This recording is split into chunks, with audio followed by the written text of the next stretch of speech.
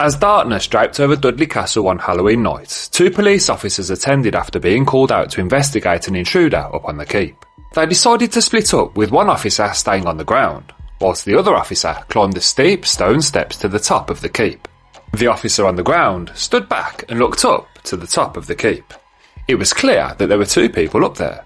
His fellow officer was being closely followed by the intruder. Fully expecting to be greeted by his buddy accompanied by the intruder, the officer on the ground stood back and waited. What happened next was absolute nightmare fuel. You do not want to miss this one.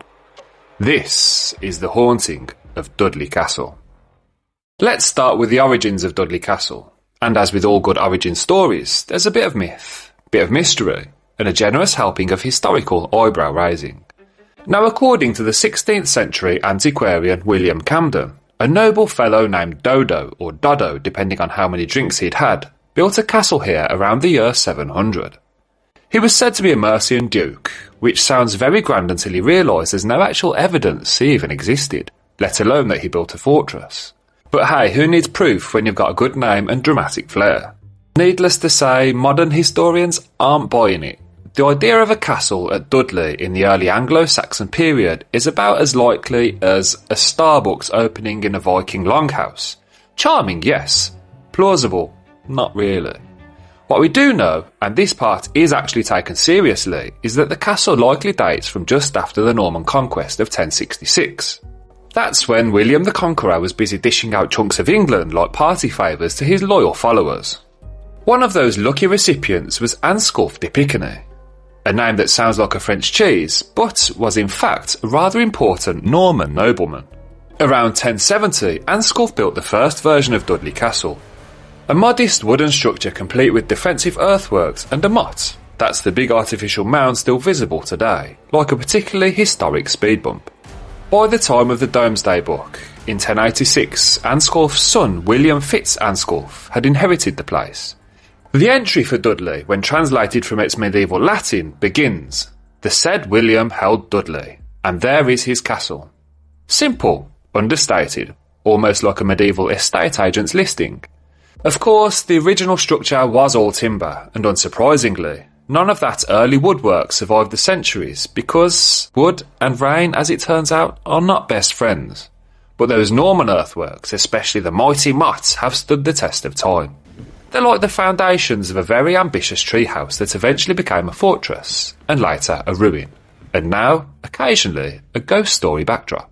After the Fitz-Ansculfs faded from the spotlights, probably off to build another fort, or irritate a bishop somewhere, the castle fell into the hands of the Paganel family. Now, the Paganels were no fools. They knew that if you wanted to impress your neighbours and discourage the odd Viking, you had to build in stone. So they replaced the old wooden structure with something a bit more permanent. Less shed, more fortified statement. And it clearly worked, because in 1138 Dudley Castle found itself under siege by King Stephen during one of England's favourite pastimes, a civil war. The Paganels, apparently quite sturdy themselves, managed to hold the place, suggesting their castle design passed the ultimate stress test, an angry medieval king with a battering ram. But the good times didn't last. In 1173, a rather bold move by Gervase Paganel put everything at risk. He joined a rebellion against King Henry II, a man who, as history shows, did not handle betrayal well. In response, Henry ordered Dudley Castle to be slighted, a nice medieval term meaning demolished out of royal spite. According to historian Sidney Painter, Dudley was one of at least 21 castles that Henry II gleefully ordered flattened like a bad souffle. One imagines Gervase standing there as the walls crumbled around him, thinking, well, that escalated quickly. Then came the Somery family, who acquired the site in 1194 after Ralph de Somery I inherited it from his unfortunate uncle Gervase. But nothing says thanks uncle like a smouldering ruin. Ralph's descendant Roger de Somery II took it upon himself in 1262 to rebuild the place. Ambitious, really, considering he died just 10 years later with the castle still very much under construction. It was left to his heirs to finish the job, and over the course of the 14th century, Dudley Castle slowly rose again from the rubble like a very medieval phoenix. This time with some proper upgrades, a massive keep and a fortified main gate, the kind you'd point to if someone ever questioned your architectural commitment. By the time John Somery, the last of the Somery line, died in 1321, it's believed the castle was finally complete, at last, just in time for it to change hands again. The castle and its estates passed to Margaret Somery, John's sister, and her husband, John de Sutton, whose descendants took the name Dudley just to keep things conveniently confusing for historians. Unfortunately for the happy couple, their tenure was short-lived. Enter Hugh Despenser, the younger, a man whose name alone screams trouble. Despenser, a not-so-subtle favourite of Edward II, sees Dudley Castle in 1325, because when you're the king's best mate, land-grabbing is less theft and more gentle suggestion. Luckily for the Suttons, Despenser's fortunes took a rather sharp nosedive when Edward II was dethroned in 1326, and by 1327 the castle was safely back in the hands of John and Margaret. Now back under family control, Dudley Castle started to resemble something more than just a war zone. It was during the time of their son, John Sutton II, that the castle gained some important comforts. A chapel for the soul, and a great chamber for the ego. These were the kind of additions that said, yes, I own a fortress, but I also enjoy my privacy and the occasional choir. When John Sutton II shuffled off his mortal coil, his widow, Isabel de Shirleton, inherited the castle and held it until her death in 1397, presumably without being overthrown, besieged or slighted. Which in Dudley Castle terms is a roaring success. What we're left with at this stage in history is a castle that had been built, besieged, flattened, rebuilt, stolen, returned, upgraded, and then finally left alone. At least for a while. But don't get too comfortable, because if Dudley Castle has taught us anything so far, it's that peace is merely the interval between scandals. By the early 1600s, the Suttons, once proud lords of Dudley Castle, were feeling the financial pinch. After centuries of defending, rebuilding, and generally overextending themselves, the family purse was looking, well, light. Edward Sutton III, a man faced with a classic aristocratic problem: plenty of land, not enough gold. The solution? Strategic marriage, naturally. In a move that combined good sense with financial desperation, Edward married off his granddaughter and heiress, Frances Sutton, to Humble Ward. A name that sounds like a Puritan sermon, but was in fact the son of a very wealthy London goldsmith. A man whose family motto may as well have been cash over castles. The alliance of nobility and merchant wealth worked wonders. The Wards were rich, the Suttons were titled, and together they formed what today might be called a power couple. If by power you mean the ability to maintain a drafty fortress in the West Midlands without selling the lead off the roof. But of course this is 17th century England and peace never lingers for long. Enter the English Civil War, or as I like to call it, the War of Sullen Beards and Overcompensating Hats. Dudley Castle naturally found itself involved. The family threw their lot in with the Royalists, supporters of King Charles I, whose leadership style was equal parts divine right and catastrophic budgeting. The castle was garrisoned by Royalist troops under Colonel Thomas Leveson, a local Catholic and staunch supporter of the king. Leveson wasn't just loyal, he was on Parliament's top 25 enemies of the state list by 1651. That's right, only 25 men in the entire country were deemed dangerous enough to be sentenced to perpetual banishment and total asset seizure. Always nice to be recognised, I suppose. Back in 1644, parliamentary forces began to tighten the noose around Dudley Castle. Leveson held firm for nearly 2 years, but it was only a matter of time. On May 13, 1646, Sir William Brereton, leading the Parliamentarians, accepted the garrison's surrender. What happened next was tragically predictable. Parliament, ever the killjoy, ordered the castle to be slighted. Yes, again. By this point, Dudley Castle must have felt like a toddler's sandcastle at high tide. The keep, that mighty stone heart of the fortress, was deliberately damaged to ensure it could never be used militarily again. And that, dear viewers, is why Dudley Castle looks like it's been punched, repeatedly, by history itself. Yet despite the damage, all was not lost. Some of the castle's more domestic buildings escaped destruction, and for a time they were still used by the Earls of Dudley. Though let's be honest, they weren't exactly enthusiastic about it. By now, the Earls preferred the much more fashionable and comfortable Himley Hall, just a few miles down the road. And who could blame them? Himley had proper windows, fireplaces that worked, and crucially, fewer cannonball holes. Dudley Castle, once a great seat of power, had officially entered its next era, the grand, glorious ruin. A place to be admired from a distance, preferably with a picnic and a wistful sigh. By the 18th century, Dudley Castle had accepted its fate. Once a fortress, then a royal stronghold, now a romantic pile of ivy-covered stone. And while it was no longer suitable for repelling invaders, it had become absolutely perfect for leisurely strolls, brooding poets and aristocrats looking for something atmospheric to landscape around. In 1750, the Ward family, descendants of humble Ward and the Sutton line, decided to embrace the trend of the day: picturesque decay. They transformed the grounds into elegant parkland with the ruined castle as a sort of giant Gothic garden ornament, perfect for painting, less ideal for living. And so Dudley Castle entered what I like to call its moody teenager phase. You know the type.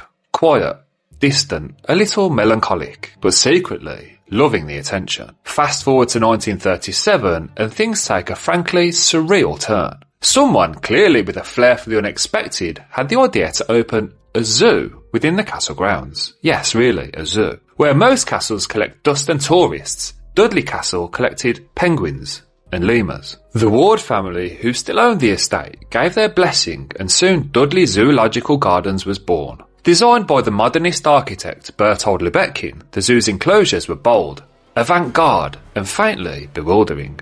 Lions roamed where knights once trained. Monkeys swung from enclosures mere metres from a centuries-old gatehouse. Somewhere Ansculf de Piqueney was surely spinning in his Norman grave. But Dudley Castle wasn't finished making headlines. The castle's history has everything you'd expect: sieges, scandals, and more ruined masonry than a Tudor divorce. But once the dust settled and the cannons fell silent, not everything stayed quiet. In fact, if you listen carefully, some say you can still hear the drums of the past beating in rhythm. Many visitors have reported the eerie sound of a drumbeat echoing through the stone walls. Not a cheerful marching band or a medieval banquet, mind you. This is the mournful rhythm of ghostly drum rolls said to be the work of a young drummer boy who was tragically shot by a stray bullet during the Civil War siege. And here's where it gets unsettling. The locals believe that hearing this spectral percussion is a bad omen, a foreshadowing of misfortune, possibly death. Probably damp socks. I'd suggest bringing your earplugs just in case you'd rather not know what fate has in store. As already mentioned, during the chaos of the English Civil War, Dudley Castle found itself under the command of Colonel Thomas Leverson. His second-in-command, John Beaumont, brought his wife Dorothy to live within the castle walls. Because clearly, when under siege by an advancing army, what better time to start playing house? On the 13th of September 1644, Dorothy gave birth to a baby girl named Frances. Tragically, the child died almost immediately and was buried that very same day at St Edmund's Church. Dorothy herself died 7 months later on the 26th of April 1646, still surrounded by the sounds of war. It's believed she died of natural causes, although in a crumbling castle under cannon fire I suspect the term natural is doing some heavy lifting. Dorothy's final request was simple and achingly human, to be laid to rest beside her baby with her husband present at the funeral. Not too much to ask for. But war, being the cold-hearted beast it is, had other ideas. With parliamentary forces drawing near, Colonel Leverson ordered St Edmund's Church to be demolished. It was, after all, a perfect vantage point for enemy cannons. And with the church went Dorothy's wish. John Beaumont, determined to honour his wife, appealed to the opposing commander, Sir William Brereton, asking for permission to safely escort her body to St Thomas's Church, top church to the locals. Brereton agreed, but a tragic misunderstanding ensued. During the negotiation, 2 parliamentary messengers were fatally shot while approaching Dudley Castle. Whether it was confusion or paranoia, the damage was done. Brereton, furious but not entirely heartless, still allowed the funeral to proceed, under one condition. John Beaumont was not allowed to attend. And so Dorothy was buried alone, separated in death from both husband and child. Which is perhaps why her spirit hasn't found peace. For centuries a grey lady has been seen drifting around the keep, believed to be Dorothy Beaumont, endlessly searching for the infant daughter she never got to rest beside. However, the hauntings haven't been limited to the keep. Unexplained noises, security alarms triggered in the dead of night, and sudden drops in temperature that are often accompanied by an unsettling blue mist. Either the heating's faulty, or Dorothy's still not done making her feelings known. There's a particularly grim tale tied to the old keep, involving a woman who, depending on which version of the story you hear, either took her own life or was given a little help. Legend has it that an old woman once lived at the keep, reclusive and accompanied only by her loyal black cat. One version of the story claims she hanged herself from the battlements on Halloween, her body found swaying in the cold wind with the cat lying lifeless beneath her, either from heartbreak or from poor timing. Another, even darker tale says a group of boys were climbing the battlements one evening when they stumbled across the woman and her cat mid-ritual, apparently preparing to fly off to the witch's sabbath, as you do. Rather than reporting it to a responsible adult, or perhaps just running, they took matters into their own hands. It's said they tied a rope around her neck and threw her and the cat from the heights. She was buried just outside the walls of St Edmund's churchyard, which in folklore terms is as good as labelling someone too cursed for consecrated ground. Whether she truly was a witch, a victim of local superstition, or simply an eccentric with poor taste in pets, we may never know.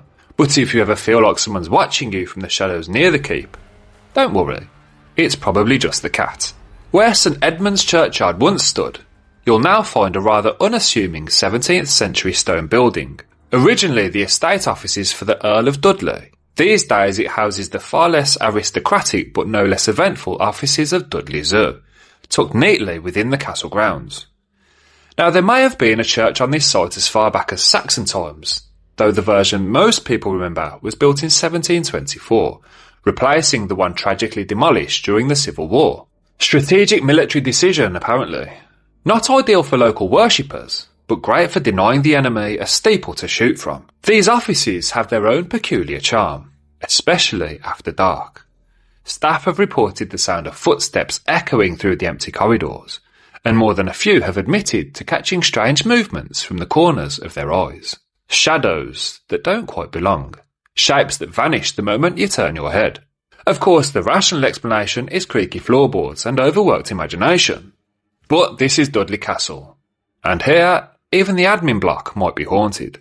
Back in the 1930s, three friends were exploring Dudley Castle when something rather curious happened at the base of the keep steps.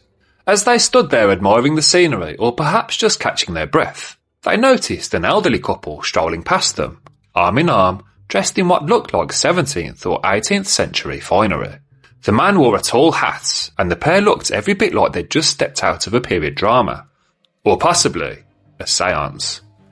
Without a word, the couple ascended the narrow spiral staircase leading to the top of the keep. One of the friends, clearly a fan of historic fashion, decided to follow them up to compliment the gentleman on his impeccable taste in hats. But when he reached the top, nothing. The couple had completely vanished. Now keep in mind, there's only one way up and one way down. A single tight twisting stone staircase. No secret doors, no handy trapdoors, no polite way to pass someone without noticing.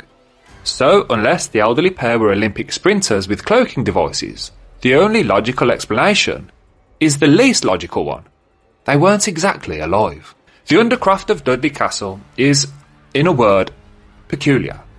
A low echoing chamber that feels halfway between a crypt and a time capsule. It houses two ancient stone coffins, one recovered from the church at the top of the town, and another, much larger, discovered at Dudley Priory.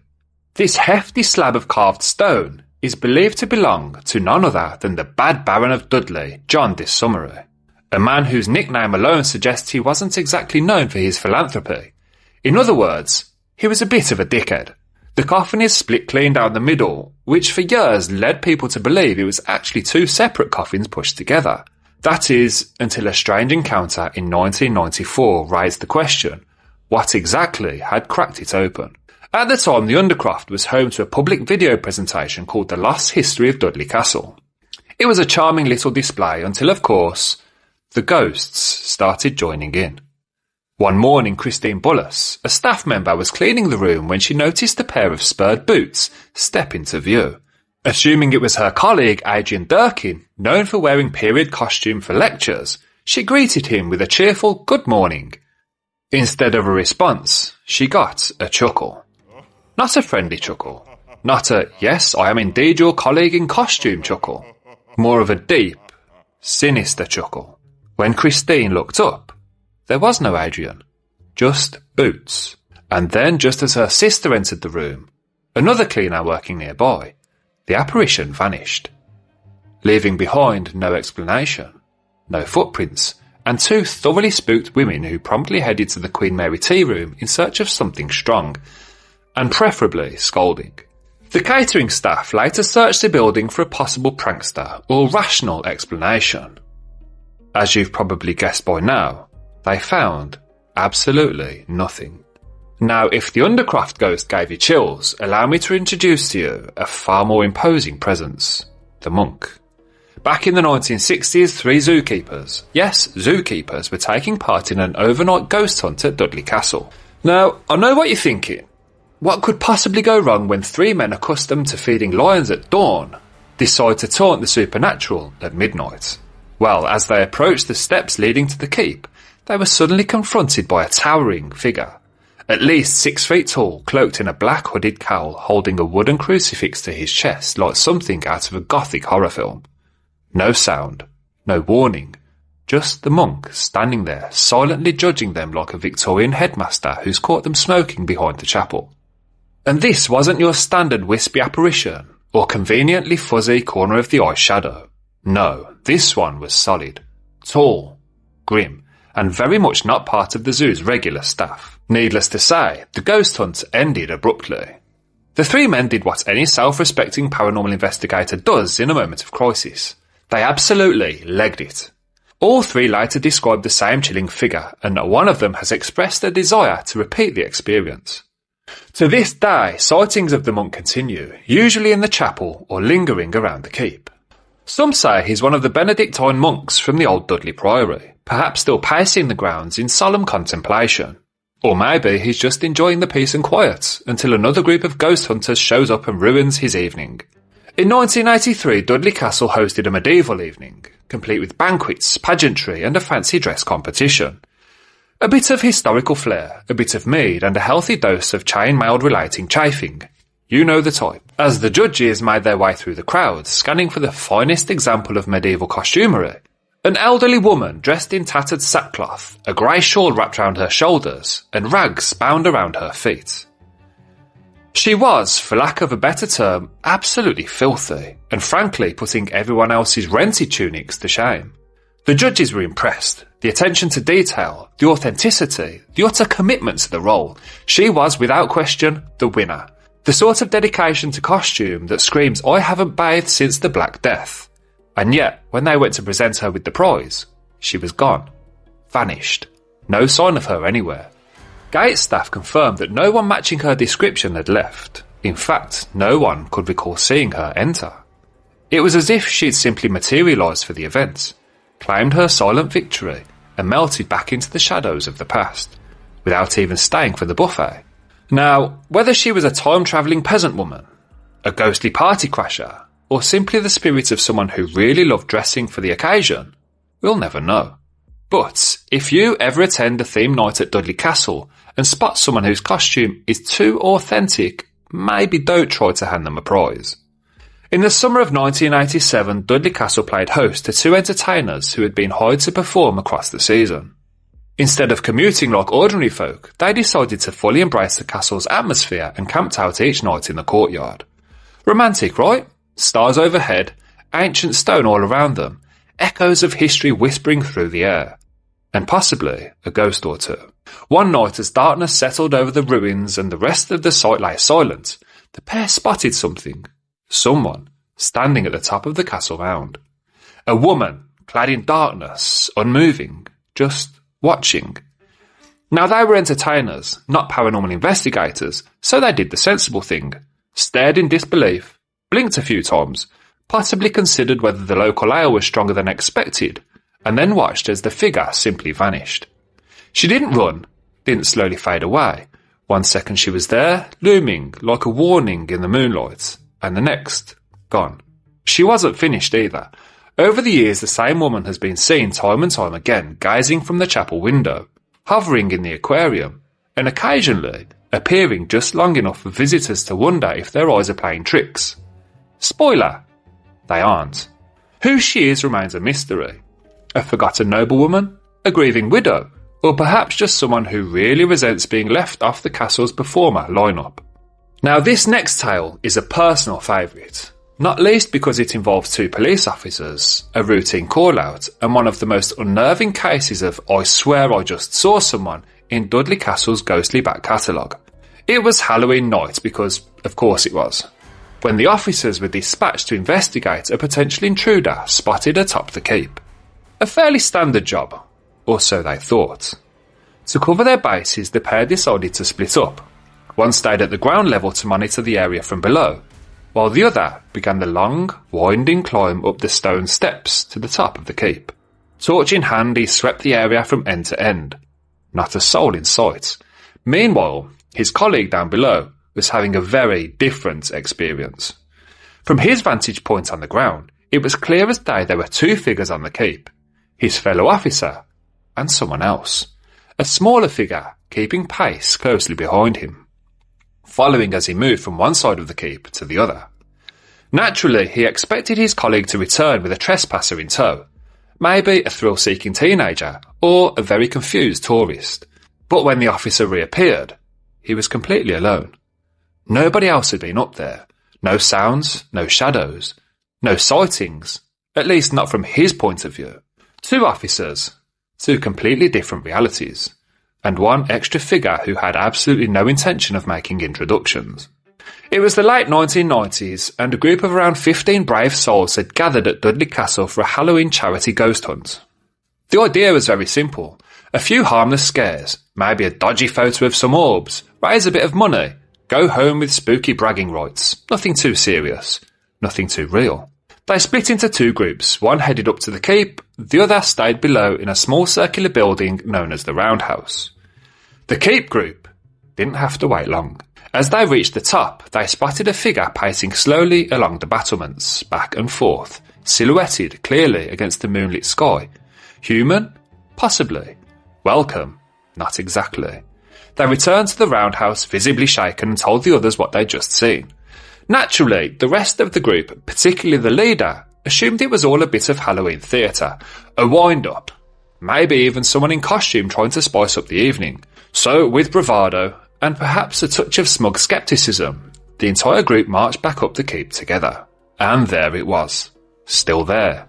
Still walking. Everyone saw it. No ambiguity, no shadows playing tricks, just a lone figure strolling calmly along the top of the keep, as if it had nowhere better to be for the evening. Now remember, this wasn't a seasoned team of paranormal investigators. This was a charity group. Teachers, office workers, probably someone dressed as a vampire for morale. None of them had signed up for an actual, spectral encounter. Unsurprisingly, not one person volunteered to investigate further.